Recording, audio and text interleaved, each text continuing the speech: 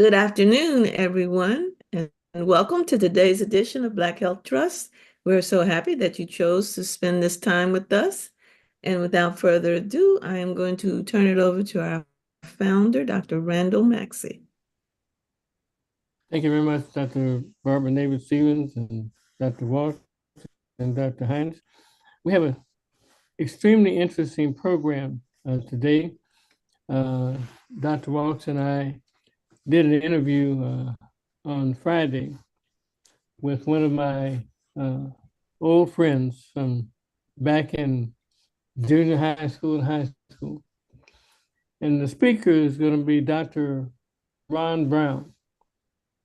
He's a psychologist who served as a prime consultant to major Fortune 100 corporations for over the past 30 years. He is considered a leading expert and innovator in the fields of leadership development, diversity, equity, and inclusion, and organizational change. He is the founder and president of Banks Brown, a management consulting firm that specializes in providing leadership ed skills and to optimize the performance of leaders and organizations. Beginning his career as a consultant for Procter & Gamble, Dr. Brown has provided professional advice for all the big boys, McDonald's, ExxonMobil, Coca-Cola, USA, General Electric, and the list goes on. And he and I had a conversation about what is going on given the results of recent political events. And he has some sage advice that I thought would be very necessary for us, not only for our health, but our mental health and our wealth health. And I want to put him on the program and we can discuss it afterwards. Simon, can you start the interview?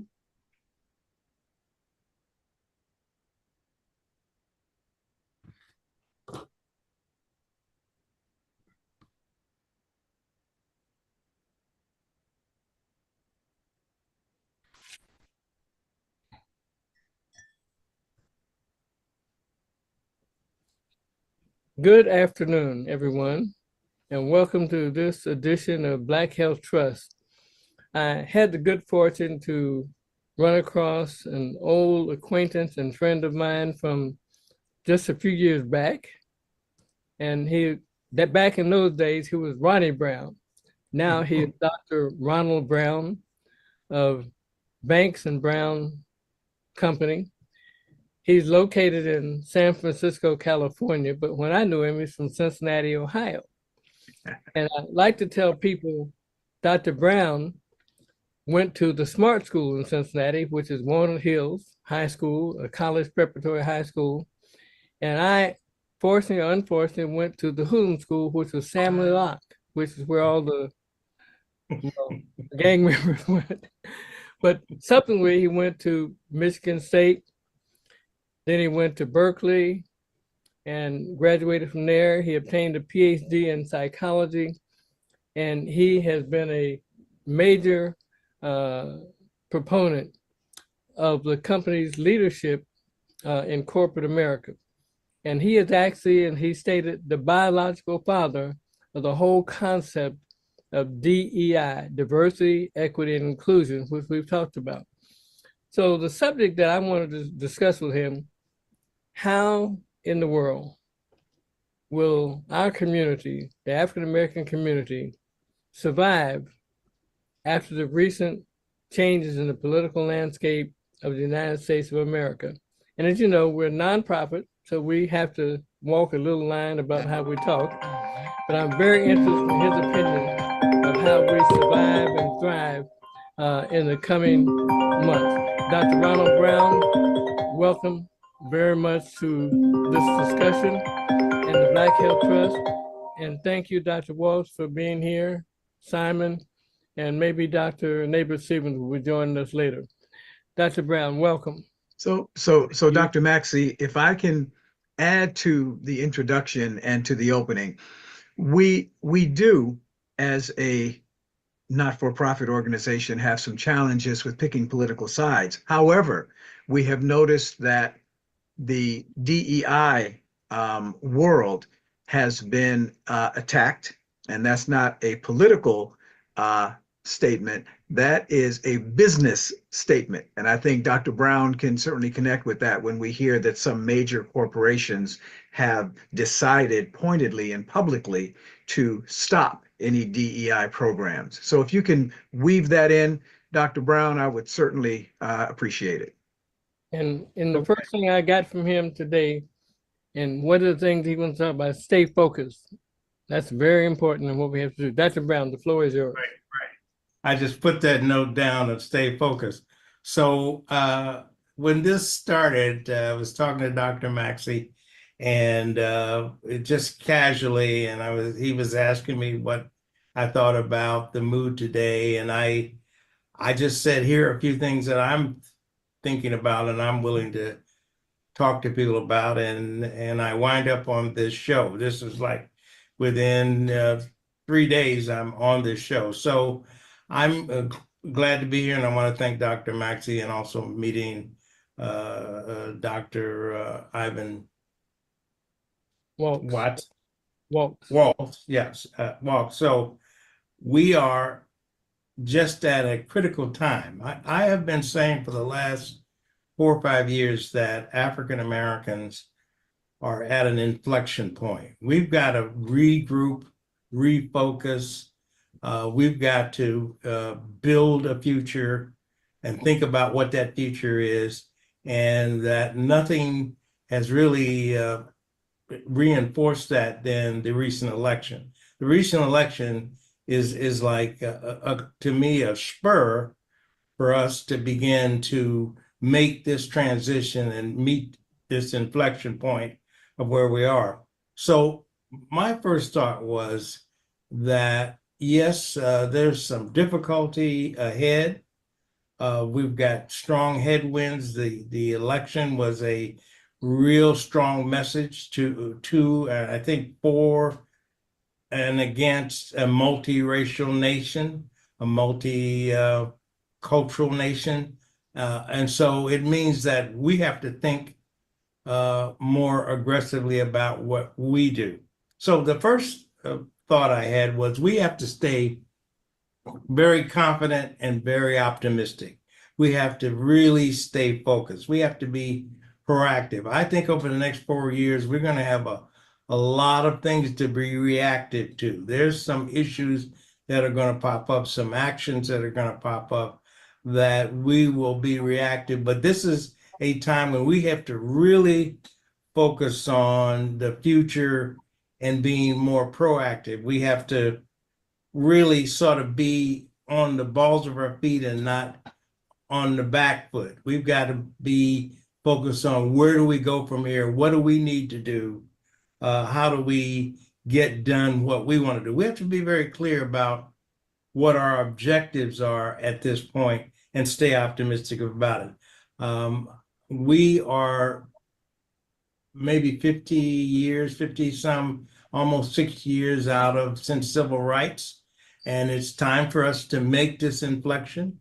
And we need to make an inflection that makes us whole and full and full participants in the society. So we've got things to be confident about. So one thing is, speaking of this particular show, is we need to pay very high attention to our mental and physical health right now in particular.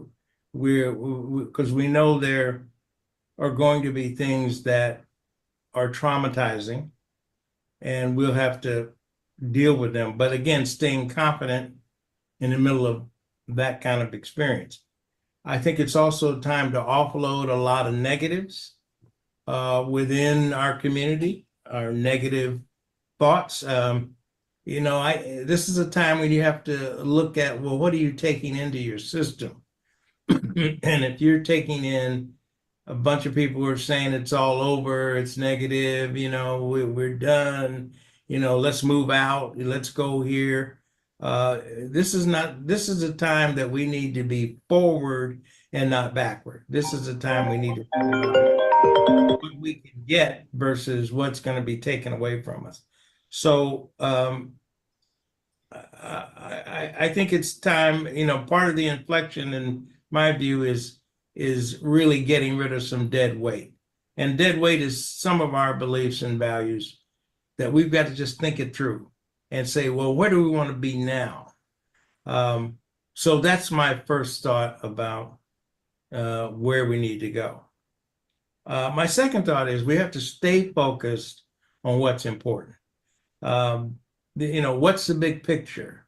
What's happening in this country that is a big picture? In other words, it can't be done without us. Now, the question is, what role are we playing? But this country can't be functional without us. And so they may not like us in charge, and may not like a Black woman in charge, but it can't run without us at so many levels.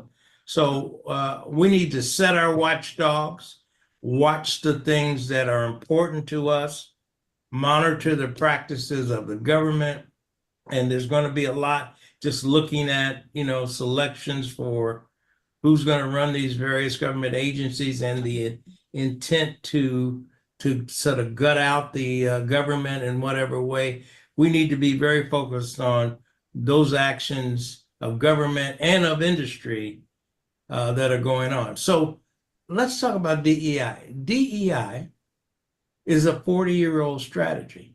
It's just like affirmative action. At some point, there was just so much resistance against it, we had to evolve. And we evolved from affirmative action to diversity. And diversity, equity, and inclusion is a 40-year-old strategy. I have concern that we're not clear of where to take it. And so there are changes going on in corporate America. There's disruption, there's innovation, and it's now time for the thinkers in the diversity multicultural movement to reinvent a new corporate strategy. The one thing I will say about diversity is that it was driven completely by Black consultants into white corporate America. And so we were the ones who set the strategy and then built these strategies over time. So we still have another opportunity to do that. We have to evolve. We have to evolve out of DEI into something that's more inclusive, that has a different ring to it, that's more in the current events of things. So in corporate America. So we have to choose our battles wisely and know the terrain we're on right now. The terrain is like, look, step back. We got this. Oh, really? We're not stepping back. So I think there will be some trauma, but we're going to have to work at how to turn that trauma and rage and anger into a force for growth. So that's my second thought about staying focused on what's important. We're going to have a lot to react to, and we can't react to everything. We have to react to those things that we think are most important to us. Let me pose yeah. a question in between. The words diversity seem to be an anathema to certain parts of our culture. The word equity as well, and definitely inclusion. How would you break down those thoughts, knowing what the political landscape is that you see coming about? And how do we turn that around, as you say, to be positive in our favor? Well, I think we have to go to a new concept. Corporate America is talking about regeneration. In other words, what if we just grew it from the ground and built it again from the ground? What would it look like? We have to think of a theme like a project from the UK called Black America Reimagined. We have to think about how we would do this. So what happened with diversity is diversity, then it was D&I and diversity and inclusion, then it was equity, DEI, and then as people wanted to throw on other concepts like belonging and every other comment. So it just got to be bland. And now it doesn't have a sharp edge to it, and it's under attack. So to me, we need to follow where organizations are going in terms of being disrupted and come up with a new framework that includes us and is led by us in the environment. I'm not saying, I'm basically saying we have to evolve from a concept that's run its course and move to a more aggressive, different kind of concept. Dr. Walsh, what are you thinking about? You know, when we say we, and we have these kinds of conversations, a lot of times we talk about the Black community. And I think there's so much diversity within the Black community. I think Yeah. about it as the Black communities, plural, because we are not the same. And one of the challenges has been us coming together. Many other communities, you have a whole lot of family members together, extended family together, communities wanting to live together and build communities that maybe preserve their language, maybe preserve their faith practices. And I think a challenge for the Black communities is just the first challenge of, can we come together? Can we agree on an agenda that may benefit us across the different areas in society where we already are? We think about the Black communities as places where folks are underserved, where folks are more at risk. That's not true for all of us anymore. And so what I would be interested in is, as we look forward to this new approach, how do we get our community to come together and agree that this is what we want, and this is how we can move forward? Well, that's interesting because one of my 5 areas I'm thinking about is strengthening all of our tribal bonds.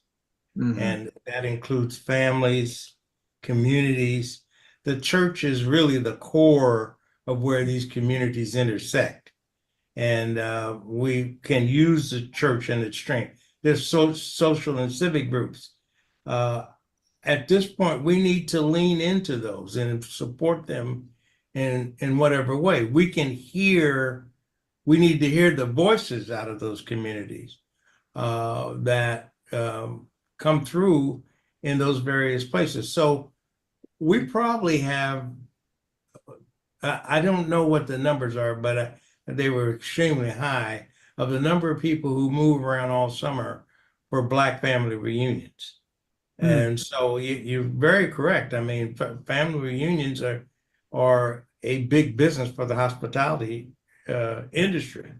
So we've got some assets and resources. The question is, how do you get the conversation started and focus so that we can hear each other and then learn? I think that there needs to be that vehicle where we are able to take that information. Perhaps we need a summit or several summits across the country to really hear each other and hear different things. The fact that so many Black men voted on the other side, we need to hear, well, what were you thinking? And, what was important to you? And we need to find that out. So we have assets to mobilize those communities. To me, we have music, sports, entertainment. We can mobilize those communities. We know how to mobilize, but we got to know what to mobilize them around. But we need to maximize those resources that we have that work. And, sports, and there are some new sports that are taking hold. We need to know what they are and how to utilize them right now to build our new strength. The other thing I would say is that all the ways that we can with these various communities, and I agree with you, Dr. Walsh, with all the ways we can, we need to tune in to Africa, to African countries and the energy in Africa. I think we have kind of a lost psychological gap. It's not that we need to go back and say, "Oh, we're home and we're back with it." It's not likely we're going to be moving back to Africa. We hope not. We're not going to be moving, but there is something that's healing in being in an African environment. When I was just in Lagos, a woman was introducing herself, and she said to you, "Welcome, welcome to my home, welcome to my city," but she said, "Welcome to my soil," Mm. and she said it like deep within her. It's like, my soil, and I realized, I can't quite say that. I need to say that. And maybe if we look at the history of our people in this country, we ought to be able to say that. But there's a way in which he said that was connective that may be missing. These are some missing, and as a psychiatrist, these are some missing psychological gaps that we just haven't filled that part of the bucket. We're filling these other things as we emerge out of Jim Crow and discriminations. We're filling, but there's a gap of African energy, and even in the poorest countries, you look into people's eyes and you see something that's aimed at the future, and so it's like, no, I don't know if I could live here, but these people they're focused. There's something going on. They feel stronger. So I would add that part of it. So Yeah, on that point, and I'm in total agreement with you. I know there's a certain group of people that continuously remind themselves, never again. And they have managed to carve out certain parts of the U.S. Yeah. society. And you can't go against them, even though they're a very small group, but their message is always the same. I was reading some novels, and it turns out that most of our law enforcement, our FBI and whatnot, were populated by the Irish Catholics. yes, But as you say, we don't seem to have a singular viewpoint. We're blown with the wind to be some of us on one side, some of us on the other, but we don't have the soil to grab to. right, So right. my question to you and Dr. Walsh, both of you gentlemen, are about mental things. How do we start to carve ourselves a common position that many of us, enough of us, can start to become not just blowing in the wind, but have soil to grab on in a mental sense? So we don't dominate in any industry other than maybe sports, certain sports. However, if you look at healthcare, there are a number of Black CEOs in healthcare, from Lloyd Dean to at the time Bernard Tyson at Kaiser Permanente. There's a current Black CEO at Kaiser now, and I only say that in that there are a lot of African Americans that work in healthcare.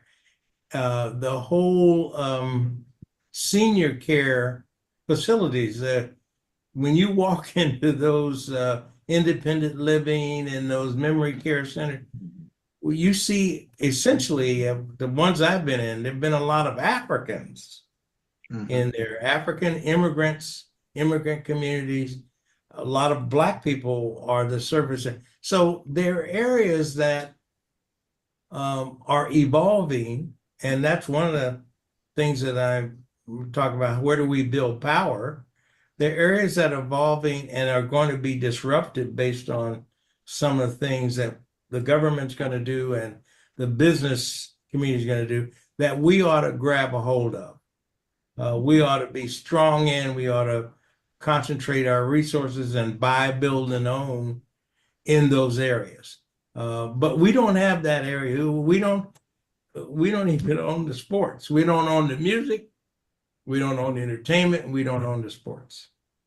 And so yet that's where our power exists, So to follow on with what you said, Dr. Brown, I remember many years ago when Magic Johnson got that first contract with the Lakers. It was $1 million a year for 24 years. And everybody was, wow, look what Magic did. Magic is going to make $1 million a year for 24 years. Don't you all want to be that? And I said, well, I'd rather be the guy that's paying Magic. You're right. If I can afford to pay Magic $1 million a year for 24 years, I must be in pretty good shape. And to your point, Dr. Brown, we don't own a lot of those things. I think Magic Johnson, one of my favorite sports heroes, is a minority owner with the Washington football team, with the Dodgers. And I think that what we do is we find a way to fit in. That's been part of the success story of African Americans in America, is finding that place to fit in, and not as much a history, and not speaking about any one person, but not as much a history of building our own space, whether it's we're going to invent the National Football League, or we're going to invent the National Basketball Association. That hasn't been a place where I like what Ice Cube has done with his 3-on-3 that he invented and his marketing and what have you. This ability for us to begin thinking about ownership as opposed to pay for performance may be a place where we can look to bring other people in that look like us. You ever notice when you walk into a restaurant and one person comes from a certain group, all of the other folks who work there come from the same group? People tend to bring people like them together.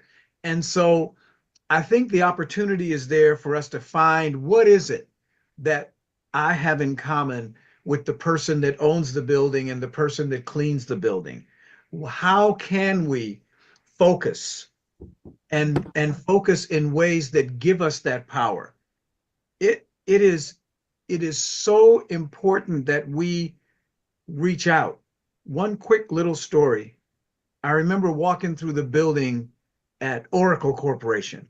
I was there to meet with someone about doing some consulting. As I'm walking down the hall, this brother says, "Hey," I look around, this black man in an office, and he calls me in, introduces himself, and he's been a friend for the last 25 years because what he did was share what he knew about Oracle Corporation. And before I even got to my meeting, the amount that I was going to ask for my consulting fee tripled based on my conversation with him. And I walked away with the consulting fee he and I talked about, not the one that brought me to the meeting. And I think that when we look at the opportunities we have to reach out and say, "Hey, you," and it's someone that looks like us, and we can find a common thread, I think we just have to look for those. Well, that's to me, that's where we need to go. We're trying to build power. We're trying to consolidate our strengths in organizations. We need to have a growth mindset, an abundance mindset. How do we get you in here? How do we get you in there? I mean, part of that is that he reached out and said, it just helped you in that moment. So those are the things we need to be doing. He didn't sit down and say, "Man, it's terrible here." No, he didn't. Tell you how bad, I'm the only one here. And he might have said that, but his goal was, let me see if, how can I help you before you get into that lion's den over there? And he helped you. So those are the things we need to do is really see where we can wedge in, see where we can, collaborate and build. We're trying to build our power. And yeah. Let me ask you a question. And I'm more of a let's get it done person. And as you talked, I had a vision. Are you a member of a group called Sigma Pi Phi? Have you know about them? Yes, I am a member of that group. Yes.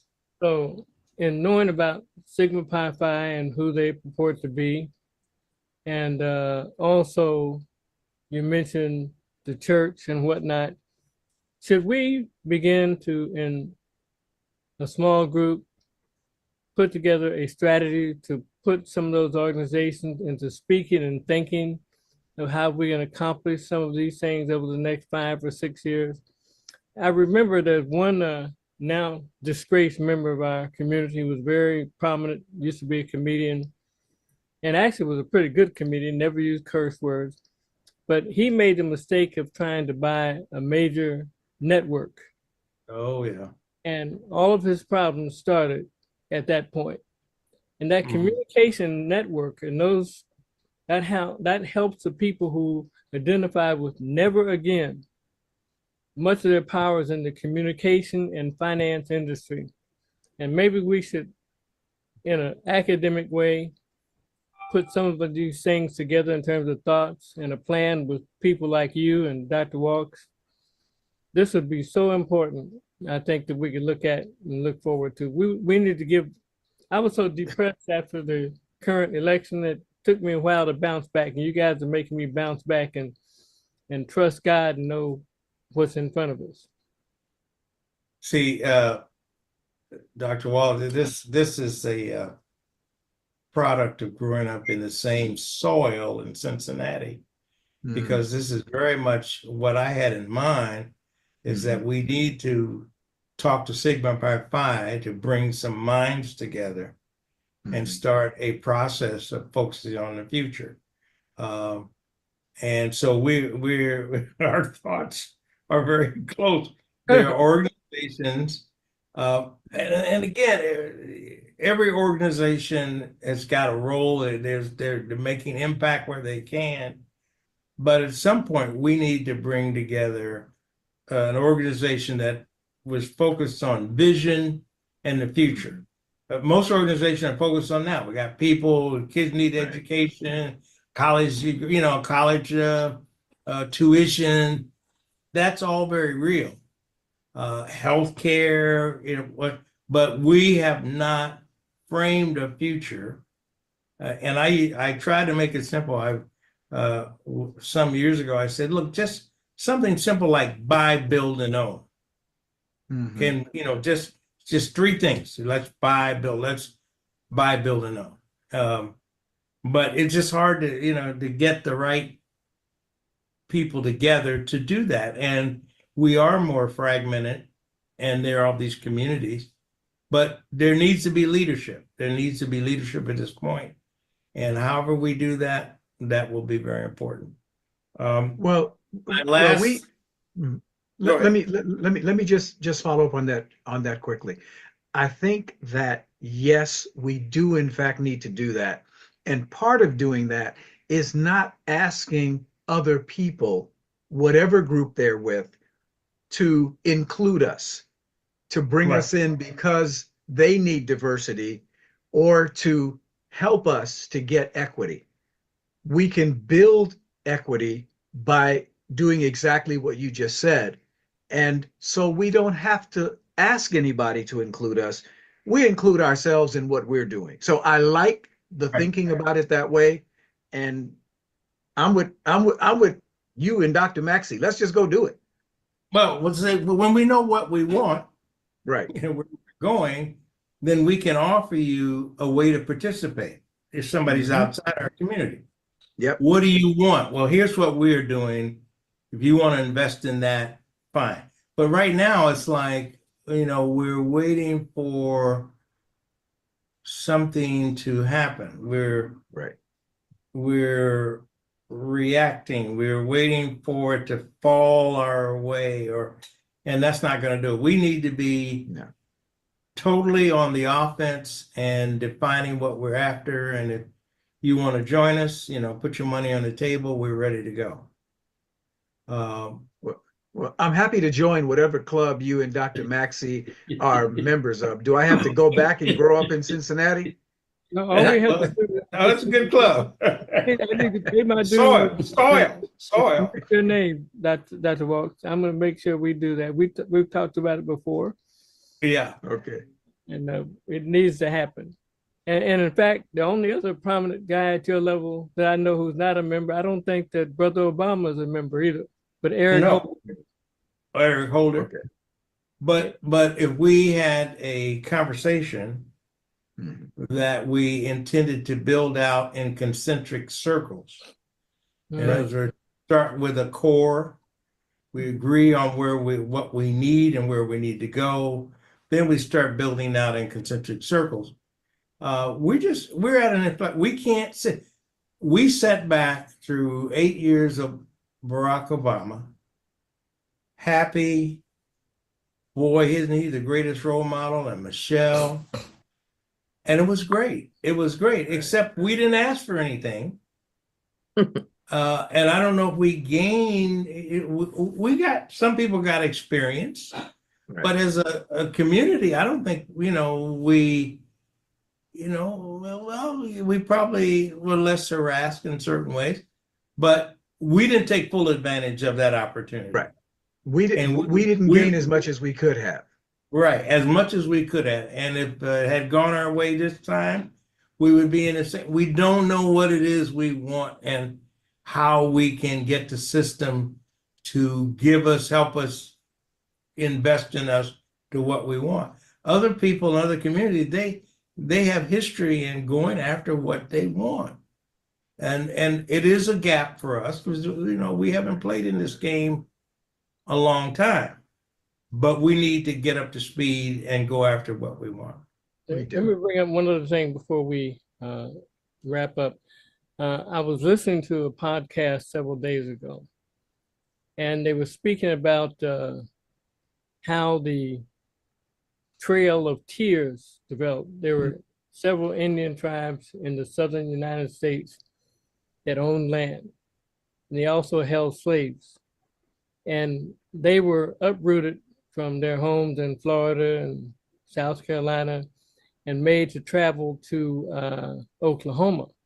Mm-hmm. And these tribes, I think there were 5 tribes, and they were slave owners themselves. And they'd actually supported the Confederacy because they were slave owners.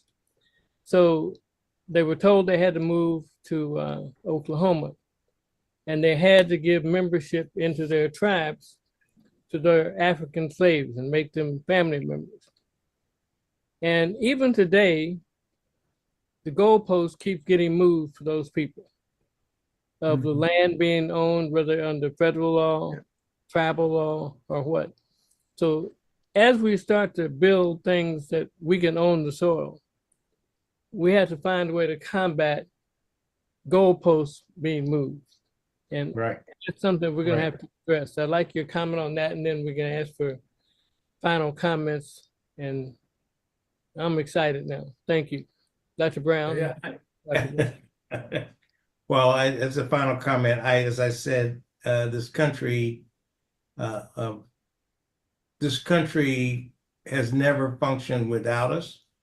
It kind of needs us. It's our determination in what way we want to participate. I think what we have just seen is kind of the last mass gasp that says, we don't want to turn this country over to a group of more diverse people, and we're digging in. But fine, if that's where you want it, then we have to dig in too. So I think, to me, this is a classic struggle for power, and you won this one. We'll be back, and so I think this is a time that we start operating with a top-down mindset versus a bottom-up mindset that somehow, they got us. No, we're still thinking top down and driving ahead. So.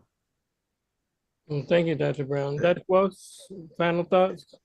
So, first of all, I just want to thank Dr. Brown. It's an honor to meet you. I absolutely respect the work that you are continuing to do for all the years, and still, I think we have to be willing to look at the person that may look like our brother, sister, cousin, daughter, granddaughter, grandfather walking down the hallway and say, hey, and reach out to each other. And we have to be willing to listen. We have to be willing to listen to what that other person's priority may be. It's very hard to work on something when you're hungry. It's very hard to work on something when you don't have the basic needs for your family. So when we talk about us and our community coming together, we have to look across all of the communities of folks who are, as one of our guests said one day, blessed with color. Those of us who are blessed with color have a real opportunity because we can, a lot of the times we can see someone who is also blessed with color. And we have to be willing to reach out. I was telling someone the other day, I'm not afraid of my people. I'm not afraid of the folks who look like me. I enjoy meeting folks who look like me. I want to talk with and work with people who look like me. And I can do that without disliking any other group. I don't have to hate. I don't have to be mad at you in order for me to keep that song in my head. God bless the child that's got his own. So if we can have our own together, I think we can do amazing things and do sustainable things. That, make me happy for a moment doesn't work. So all the things, Dr. Brown, that you raised, the opportunities with organizations, with the churches and what have you, there's a gap between many Black churches and many Black communities. And we need to look at what's causing those gaps, be able to talk together and share the resources that we have. So I'll stop there because this is such an exciting topic for me. We can do this for the next 3 or 4 days. So I'm sorry, Dr. Maxey, I talk a lot. Well, I hate to run over time, but you just raised for me again. 75% of Black people do not have a college degree, and so we got people driving the Amazon trucks. People are doing a lot, who are behind the Starbucks bar. And I guess I agree with what you're saying is we need to be able to talk to anybody. Oh, yeah. And so we need to be able, there's a driver that comes here to the building and it's like, I always try to catch him and say, man, what's going on? And we have this conversation. So, but it's very much so that part of our healing in this moment, back to our topic today, is we need to invigorate those interactions and get something out of each of those interactions. Hey, man, what's going on? And talk to that person. And hey, well, whatever. Well, yeah, I got this load, Yeah, so it's part of our healing and part of our growth and part of our going forward. So no question. Amen. Well, thank you, Dr. Brown, so much for giving us some of your very valuable time. And I'm so glad that we rekindled our relationship. And just recapping some of the things that you brought to the table, that we have to build power. And I like that buy, build, and own. I like your concept of we have to strengthen our community. We have to identify all the different parts of our community. And like the last thing that you said, we have to communicate. And like Dr. Walsh says, not be afraid of each other, develop relationships. I'm looking forward to putting this idea together that you brought up of bringing in the key members of our community and doing concentric circles going out. And thank you for joining the Black Health Trust today. Have a great day. And thank you, Simon, for helping us put this together. Have a great day.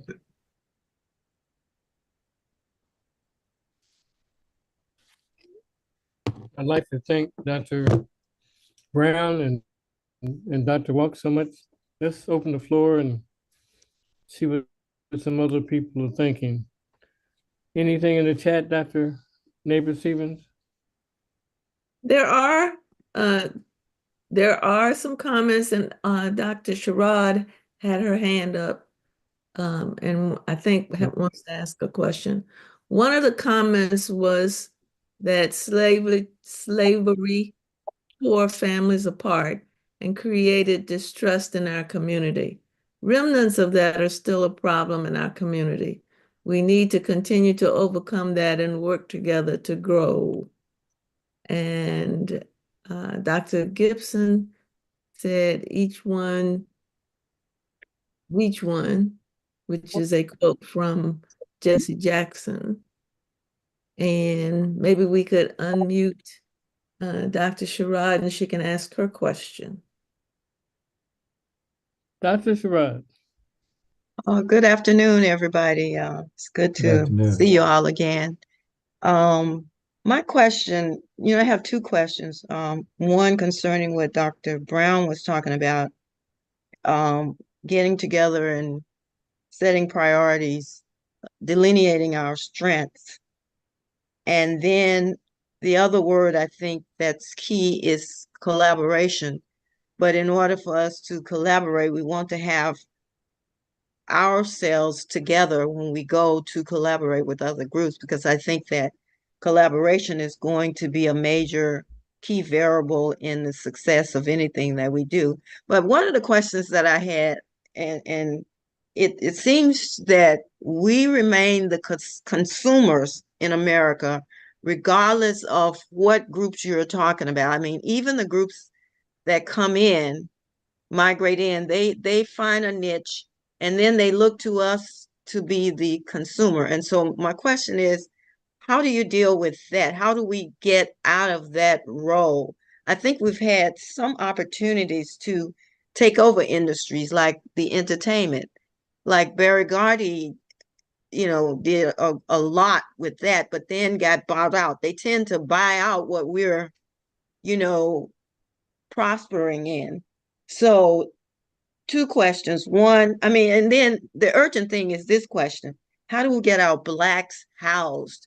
Because, the majority of the unhoused population in this country are Black people. So that's the main thing. And then the other is the process for doing the things that Dr. Brown talked about, and that is delineating our priorities and delineating our strengths. And what is the process that we need to put together in order to bring that to fruition? One of the things that Dr. Brown talked about that struck me, Dr. Sherrod, was he talked about bottom up, going top down. And he mentioned a way that some of the groups in this country that are Black and about forethought was a group called Sigma Pi Phi.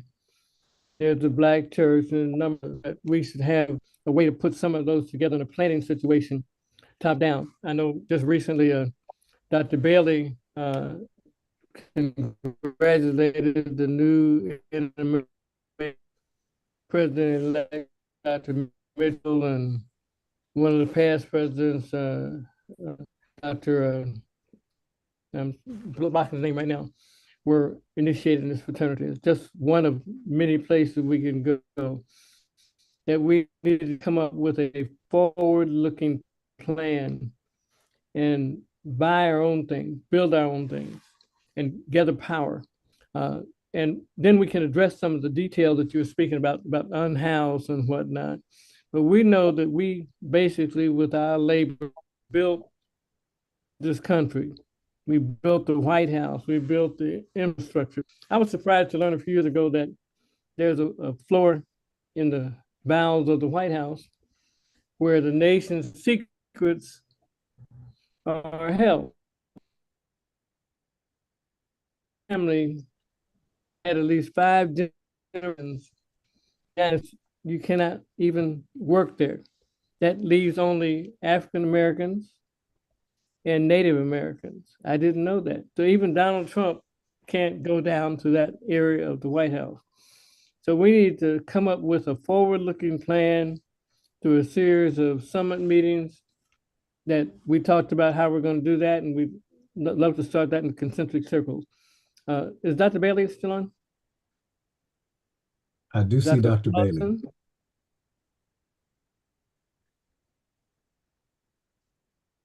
Dr. Ron Bailey? And I saw Dr. Lawson. Any other thoughts on some of the things that were raised by Dr. Brown? Dr. Bailey is Dr. on mute. Walt?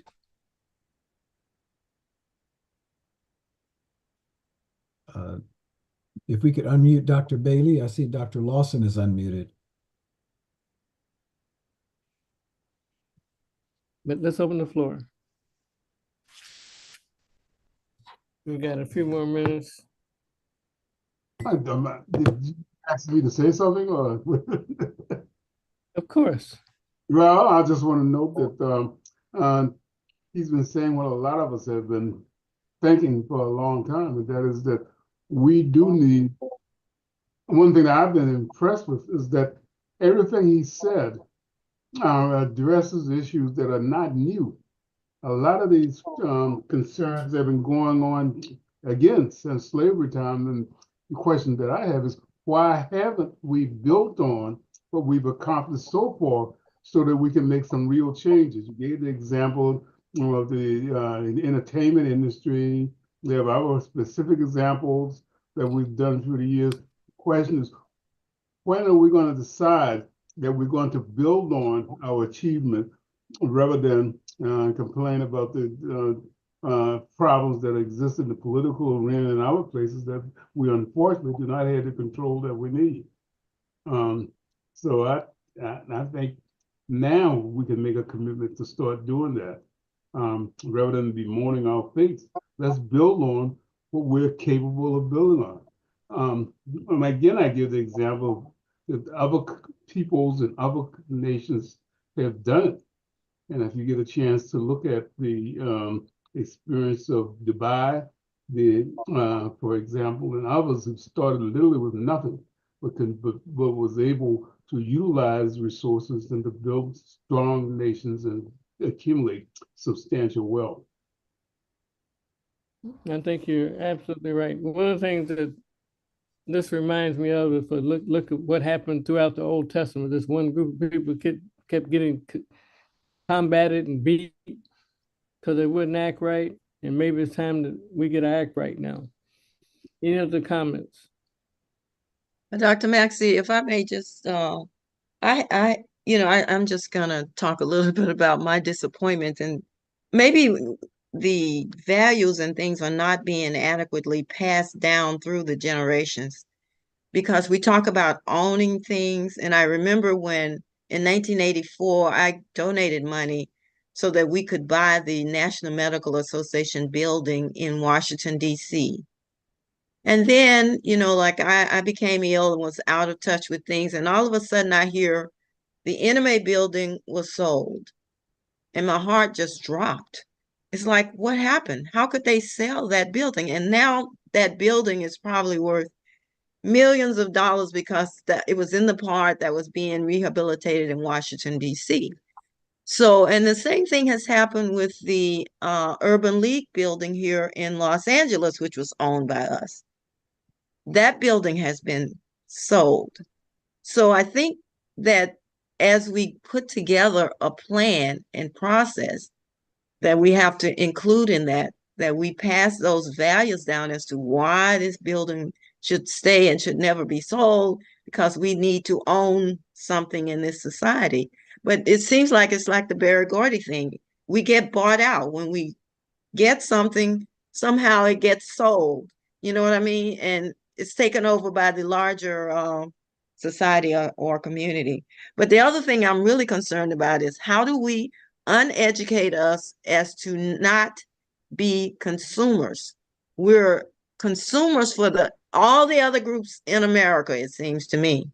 I mean, even the people that in the nail shops, the Vietnamese comes over and they take over the nail industry. And then they look to our community, we are there, nailing it up. It's so that I think that's a key Now, thing that we need to kind of look at. you're absolutely right. You're absolutely right, Dr. Sherrod. You're hitting the nail on the head. Let's hear from one of our young upcoming members of our moderators from Maryland. So, while I am a young upcoming person, I'm also kind of straddling two groups here, right? Because I am not exactly the best representative of Gen Z or Gen Alpha, your younger groups, but some of the things that we're talking about here, for example, the point you brought up about things getting bought out, and things that we create getting bought out. In today's current kind of economy, that's the goal, right? The goal is I made something, right? And then I start it up, and then somebody pays me for it and turns it into some bigger thing. I absolutely think that some of the priorities around ownership and what ownership means, I think those things have different connotations to different groups. And one of the things that we may struggle with in creating a unified,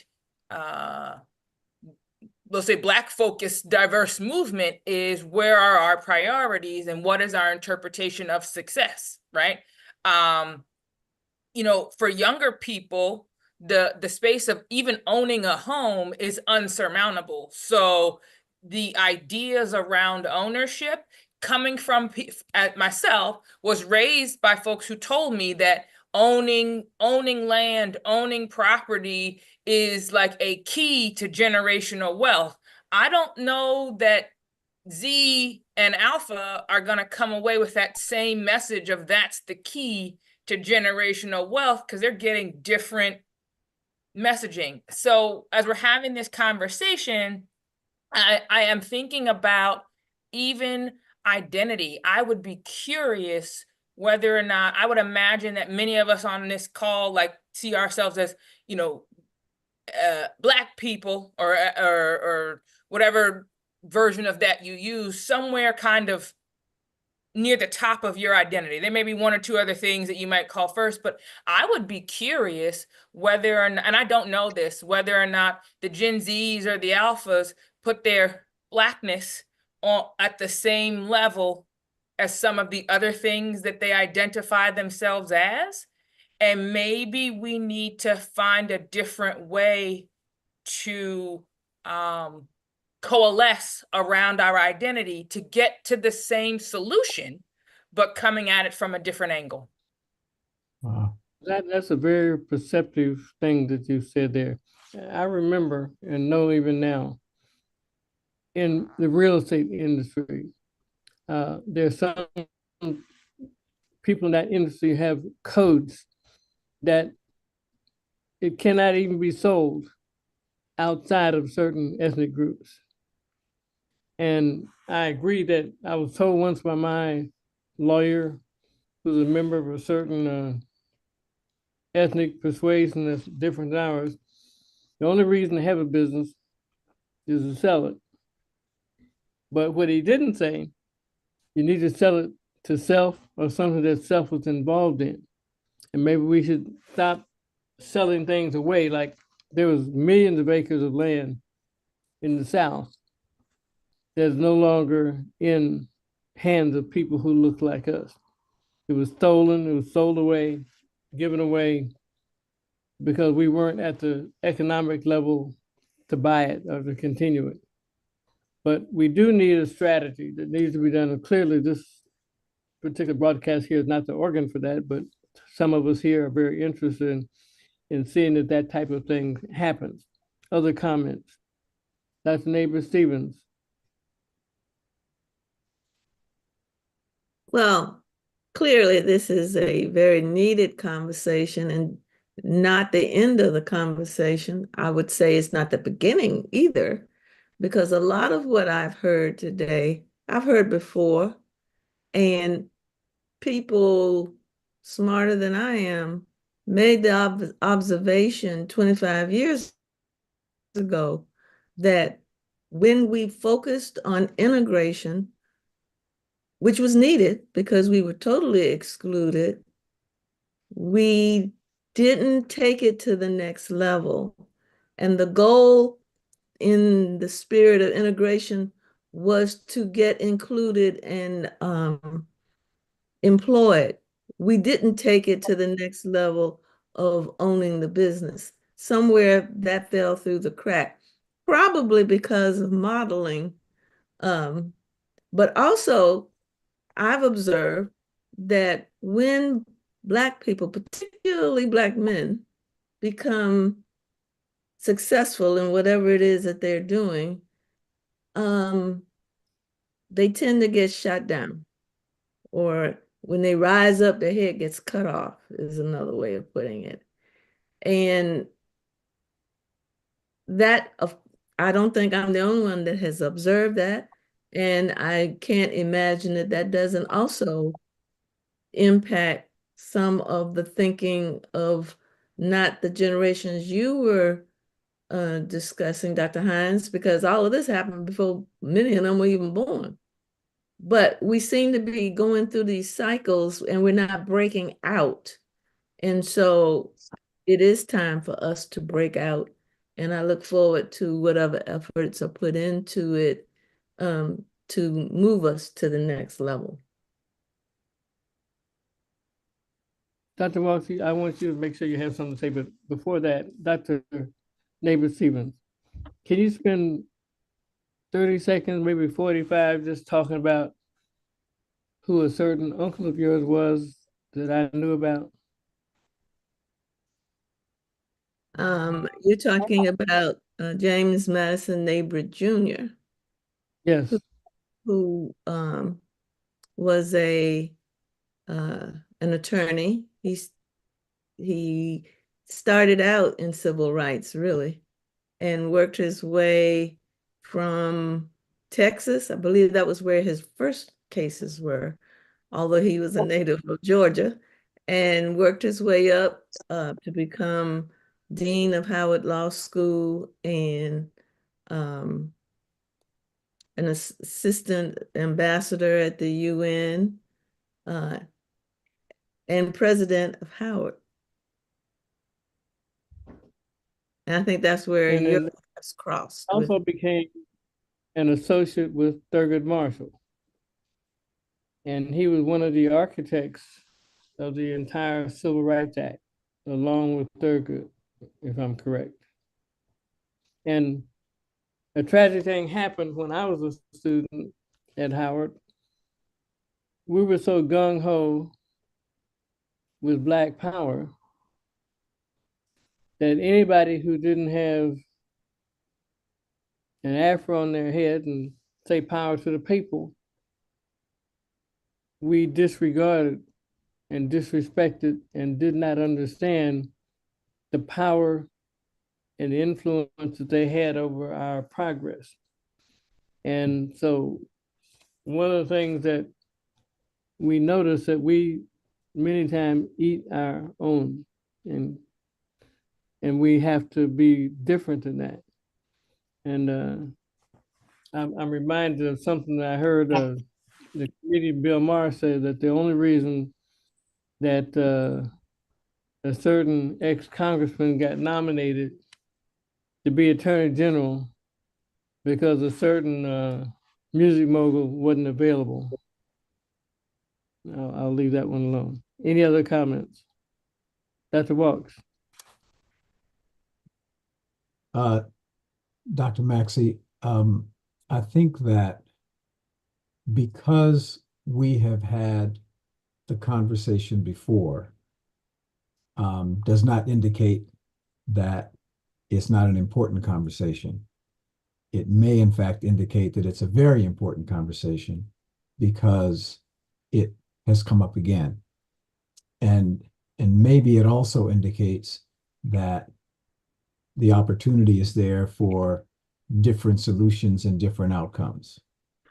And so I look forward to continuing to move forward with some of these ongoing challenges, and to not look at whatever remnants of slavery there are and whatever challenges there have been as indicators of what folks are able to do now going forward.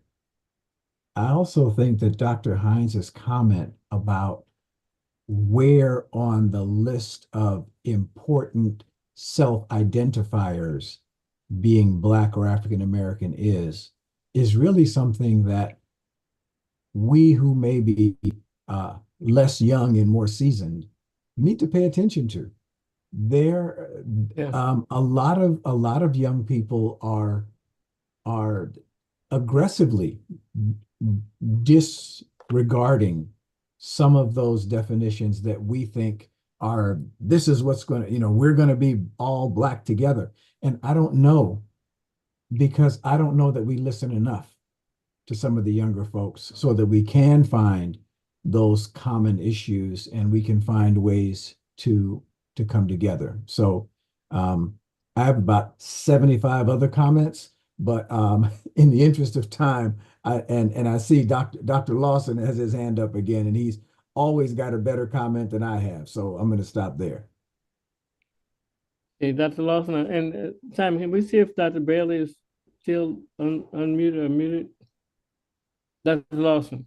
Yeah, very quickly, I just want to emphasize a couple points of emphasize before. One is that science and technology is important. We need to continue to push folks to recognize the importance of science and technology. But the gripe I make with the NAACP Image Awards, the Museum of African American Museum of Science and Industry, Museum of History, is that there's almost no recognition of science and technology, which I understand they're going to make a change in the near future. Hope so. And then the final point is to keep a substantial record. We need to continue to write, to publish, to document, and as you're doing, to make these presentations available on programs such as YouTube.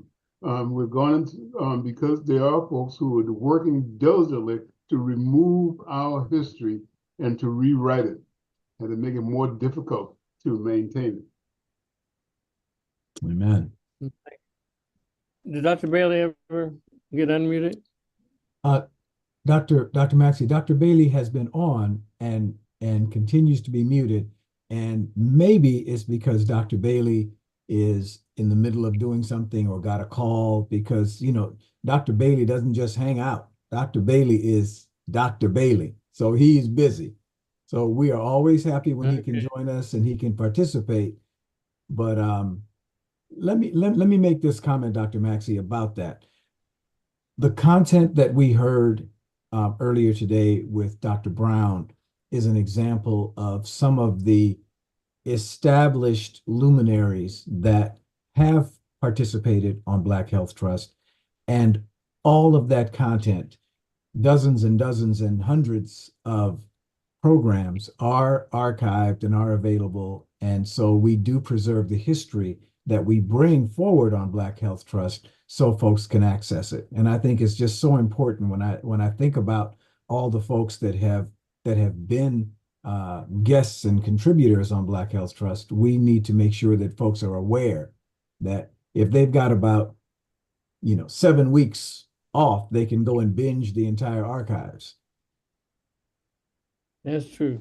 And I want to give a personal shout out to a friend of mine who's been with us since the beginning, but she has always been trying to do her best to lift up Black people, Black women. I want to just salute Dr. Jessie Sherrod for all of her years and years of work. And I want to thank you, Dr. Sherrod. If I've never told you, I really love, admire, and respect you very much. Any other comments before we hit the top of the hour? We're at the top of the hour, a little past.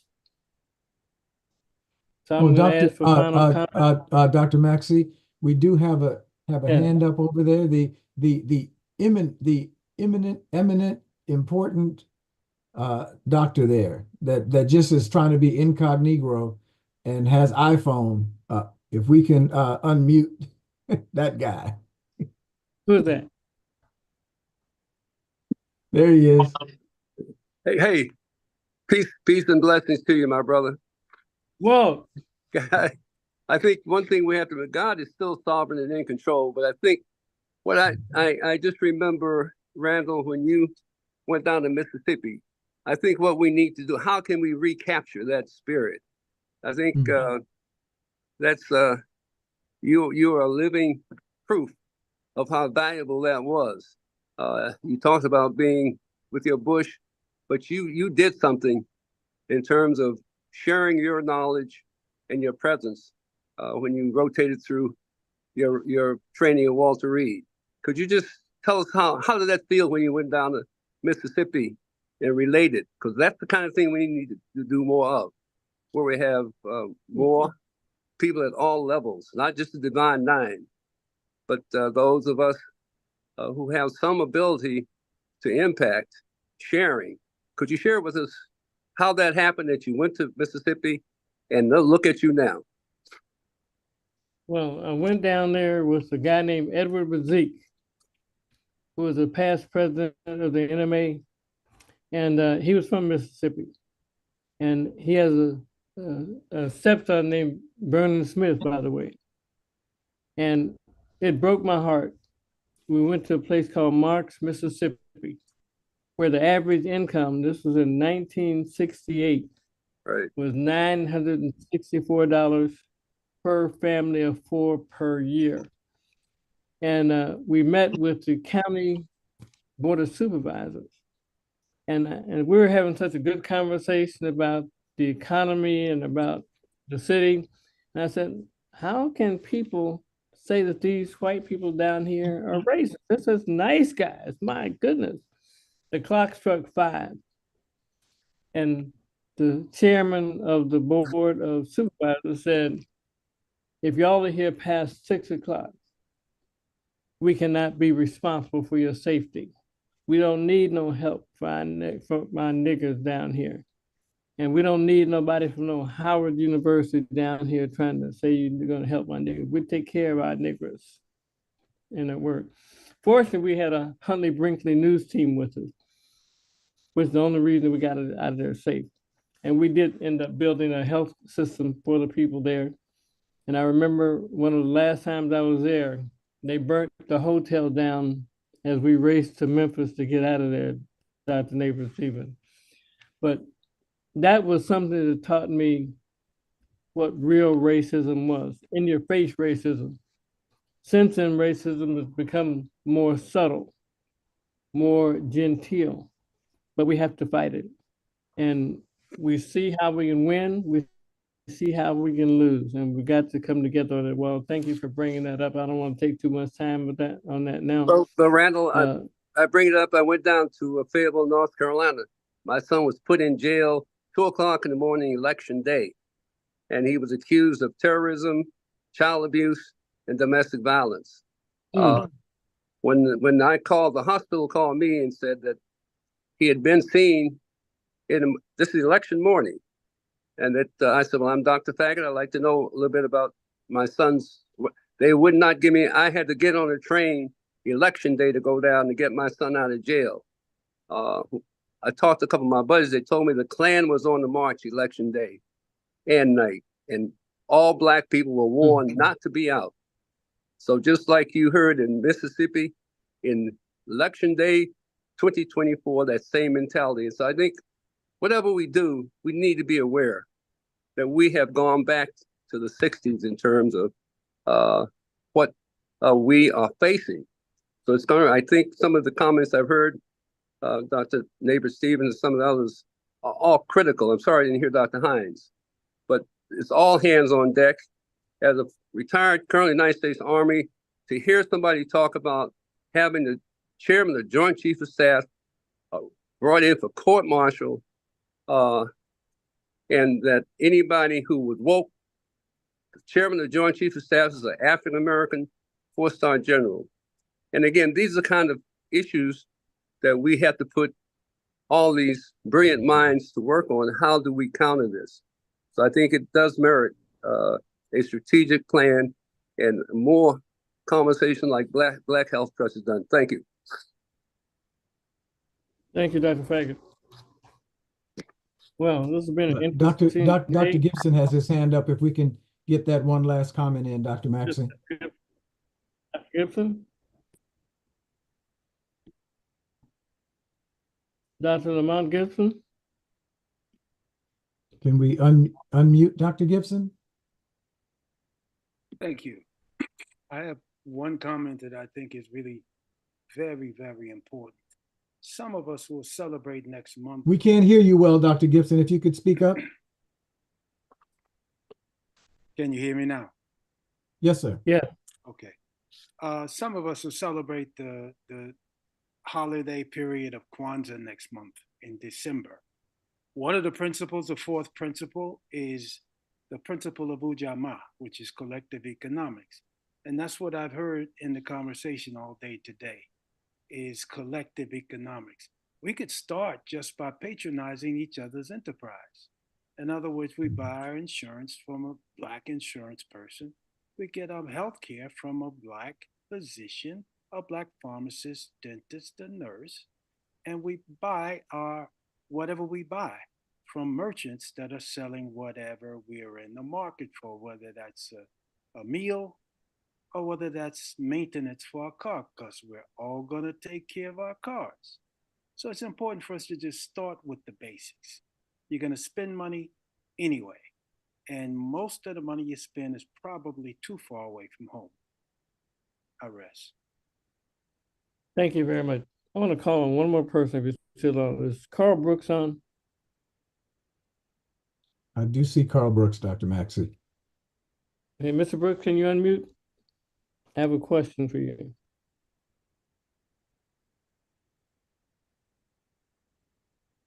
Do you see him, Simon? But just as one point of contact, the reason I wanted Mr. Brooks on, when I met Mr.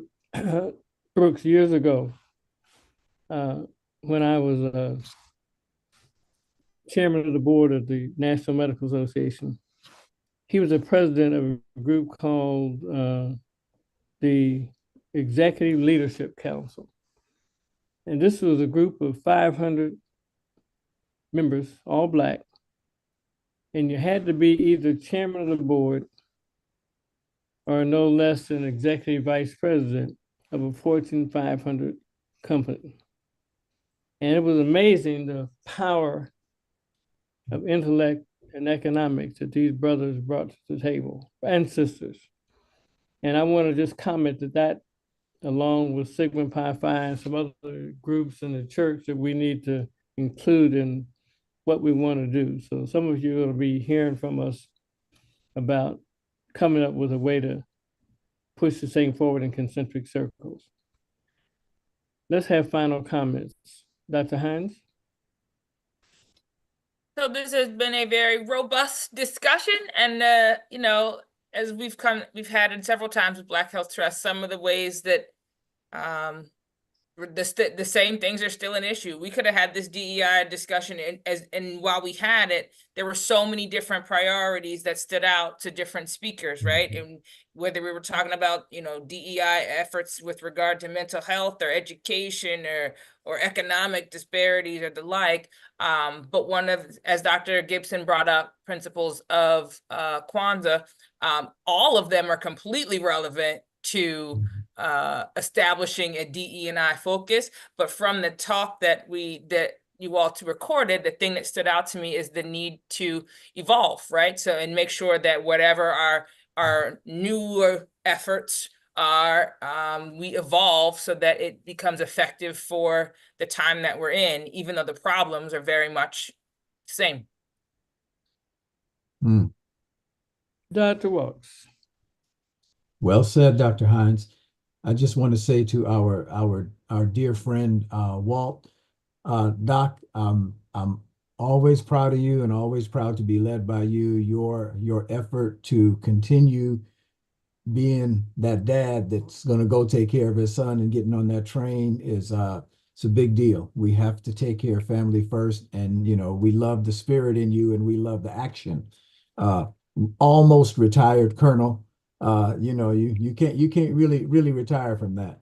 So I think that the relationships that we see on Black Health Trust are important relationships. And I think if we find those common threads throughout the multiple communities that we serve, we can come together and we can agree on how we can better serve each other, better encourage each other, and better lead each other.